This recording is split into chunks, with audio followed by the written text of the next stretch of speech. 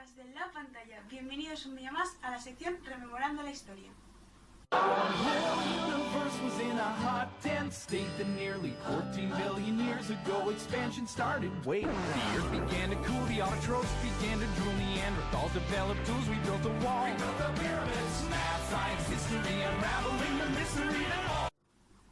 Hoy nos adentramos en el barroco, o siglo de oro español, gracias a un fantástico libro. ¿Producción? Gracias. Este es Ladrones de tinta, de Alfonso Mateo Sagasta. Responderé a todas vuestras preguntas con fragmentos del libro, así que vamos allá.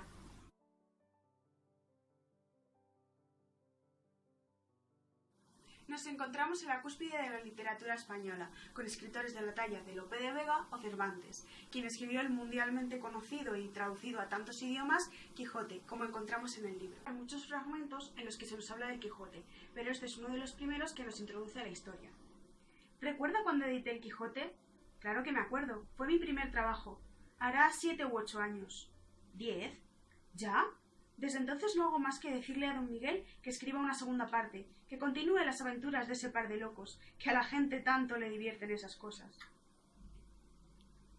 Además, se instaura en la literatura un profundo desengaño, y la decadencia política viene acompañada de sentimientos de pesimismo, de desconfianza, de temor, como nuestro protagonista al principio del libro. Me hubiera gustado seguir estudiando hasta obtener el título de teología o medicina o qué sé yo, pero las circunstancias no me fueron propicias.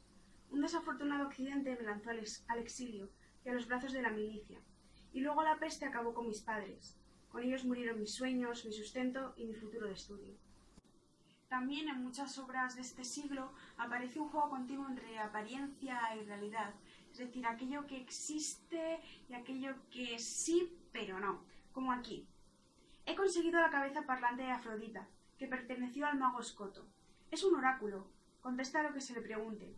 ¿Pero es una cabeza de verdad? No, es de bronce, una cabeza de Afrodita de bronce, que tiene la boca entreabierta y los oídos perforados. Preguntes lo que preguntes, ella siempre te da la respuesta.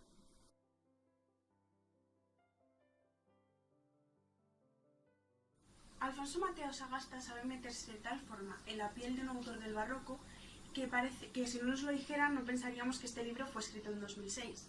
Por ejemplo, nos hace pasear por los barrios de Madrid, desde los palacios más extraordinarios hasta los lugares más marginales, como en este fragmento. Eché a andar por la calle Mayor hacia la Puerta del Sol. De casas asomaban albañales, de los que aún goteaban aguas sucias que corrían en hilillos, siguiendo la caída de la calle. Las heces se remansaban en sus bocas, a la espera de un poco de agua que las arrastrara. El palacio de Oñete, casa de don Juan de Tasis, brillaba como un faro al fondo de la calle junto a la plaza. Además, nos habla de escritores tan ilustres como Tirso de Molina, Lope de Vega y el propio Cervantes que está en este fragmento. Pero no los idealiza como en otros libros que aparecen como una deidad, sino que nos los acerca, los hace más al pueblo, como si fueran nuestros vecinos. Dice aquí: de todos modos, pasé con él toda la tarde.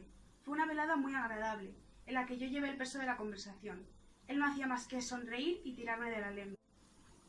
Además, rescata la novela picaresca, un género muy utilizado en esta época, como por ejemplo en El Lazarillo de Tormes, donde el protagonista suele ser una persona de baja condición social, que tiene que aprender a ser listillo, ingenioso y a buscarse la vida para salir adelante sea, como nuestro protagonista, Isidoro Montemayor. Nací montañés e hidalgo. En cuanto a lo segundo, no dispongo aún de ejecutoria que lo demuestre, pero es solo cuestión de tiempo. Tan pronto lo consiga, me pondré a leer los anales de Cornelio Tácito, a cultivar la paciencia para aprender a disimular lo que sé y quién soy, y el ingenio para simular lo contrario. El siglo XVII fue para España un periodo de grave crisis militar, política, social y económica, lo que llevó al Imperio Español a ser una potencia de segunda categoría dentro de Europa. Por ejemplo, aquí se nos habla de la situación política. Lerma está agotado. Sus próximos dicen que cada día son mayores sus crisis melancólicas y el gobierno se le escapa de las manos.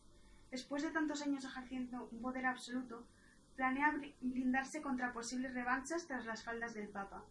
Eso ya lo hizo cuando promulgó la premática en la que decía que su firma valía tanto como la del propio rey. Osuna mantiene una estrecha alianza con el duque de Uceda y con Fran Luis de Aliaga, confesor del rey. Entre los tres controlan todos los resortes del Estado, política exterior, el gobierno de Madrid y al mismísimo rey. Para la situación económica he elegido un fragmento que me llamó mucho la atención por su historia, y es que en aquel momento la gente que era muy pobre rompía, por ejemplo, los huesos a sus hijos para que luego fueran tullidos o les cegaba. Es el caso de esta historia. A todos les ciega, dice que es mejor para ellos, dice que se limita a hacer realidad eso de que los niños llegan con un pan debajo del brazo. Somos pobres, y Santiago piensa que los chicos se ganarán mejor la vida siendo ciegos, por eso de los beneficios de la cofradía. Para que entendáis un poco la situación social, he elegido dos fragmentos. El primero, para que veáis lo machista que llegaba a ser en aquellos tiempos la sociedad. Amigo mío, la mujer es un animal al que hacen poderoso nuestras necesidades. Yo es algo que tengo muy controlado. Lo siguiente es un fragmento que compara el verano de los más pobres con el verano de los más ricos. No hace falta que le diga que en Madrid no hay más losas que las de palacio. Todo es tierra y torrenteras. Los que pueden se alejan. El rey baja al Buen Retiro, se va al Escorial o a Aranjuez, y los aristócratas van y vienen de sus residencias de campo. En este siglo la Inquisición estaba en su máximo esplendor. Esta duró desde el siglo XV al siglo XIX. Aquí tenemos un fragmento que explica algo sobre ella. La Inquisición. Cualquiera que sea detenido por esta se guardará muy mucho de divulgarlo. Es casi peor el vacío social que genera un hecho así que el periodo de detención en los calabozos. Los llamados Austrias menores, Felipe III, por ejemplo, como el que sale en este libro, Felipe IV y Carlos II, dieron todo su poder a sus validos, es decir, como a sus segundos, ¿no? Además, Francia aprovechó la debilidad militar que tenía España para ejercer presión expansionista sobre los territorios del Imperio Español en Europa, por lo que a principios del siglo XVIII el Imperio Español perdió todos sus territorios dentro del continente. Dentro de los fragmentos podemos encontrar otros datos históricos. En los últimos tiempos, los irlandeses se han convertido en una pesadilla. Son muchos los nobles de ese país, enemigos de Inglaterra y los protestantes, que reconocen como rey a nuestro Felipe III.